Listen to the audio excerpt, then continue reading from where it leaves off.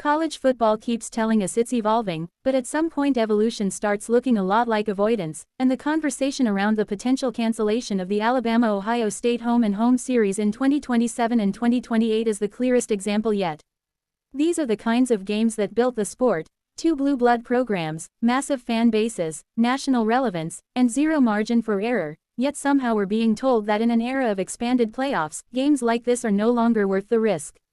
Meanwhile, on the basketball side, we're watching top-tier programs willingly collide in the regular season, creating massive buzz, packed arenas, and wall-to-wall coverage, and nobody's questioning whether those games are necessary. When elite college basketball teams schedule each other early, it's seen as a gift to fans and a statement of confidence. When elite college football teams are asked to do the same, suddenly it's framed as irresponsible roster management or unnecessary exposure. That disconnect is hard to ignore. The excitement surrounding Michigan facing Duke on a neutral court proves something important. Fans still crave meaningful regular season matchups, even when postseason berths are all but guaranteed. Nobody is tuning in to watch powerhouse programs steamroll over lower-tier opponents just to pad records.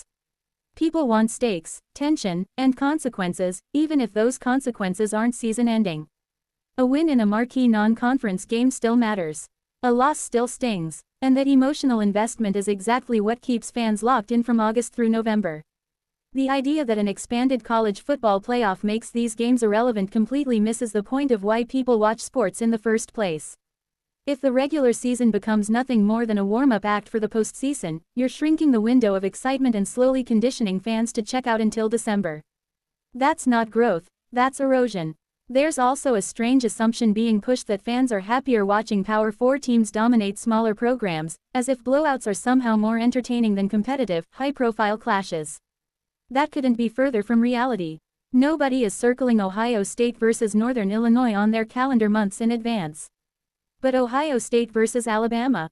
That's appointment television. That's a game that dominates sports talk for weeks, fuels debates, impacts recruiting narratives, and defines seasons regardless of playoff outcomes. The risk argument doesn't hold up either.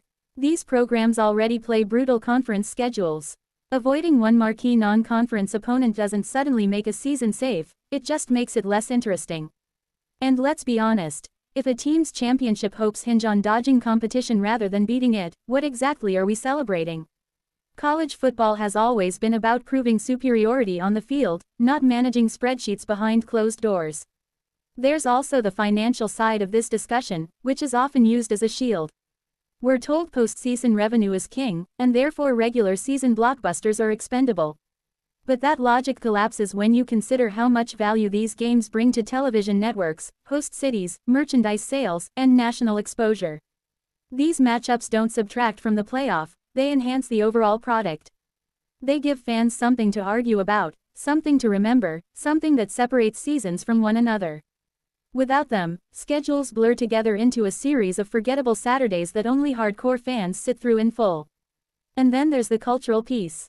College football traditions have already taken hit after hit, conference realignment constant.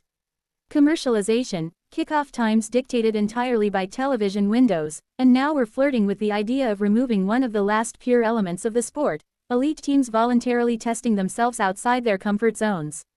If those games disappear, what's left to distinguish the regular season from an extended preseason? Fans don't want a sanitized product. They want drama. They want risk. They want moments that feel big before the playoff bracket even exists. Asking Alabama to face Ohio State 2 years in a row isn't punishment, it's leadership. It's setting the standard for the sport. And yes, it's fair to question whether that standard still means what it used to. There was a time when programs took pride in lining up against the best simply because that's what champions do. Today, the calculus feels different, more cautious, more corporate.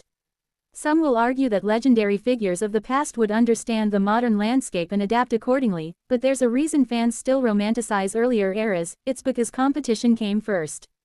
If college football truly wants to maintain its grip on national attention, it cannot afford to hollow out its regular season. Big games shouldn't be treated like inconveniences. They should be celebrated, protected, and prioritized. Because once fans realize the most exciting matchups are being deliberately avoided, they won't get angry, they'll just stop caring. And that's the real risk no playoff expansion can fix.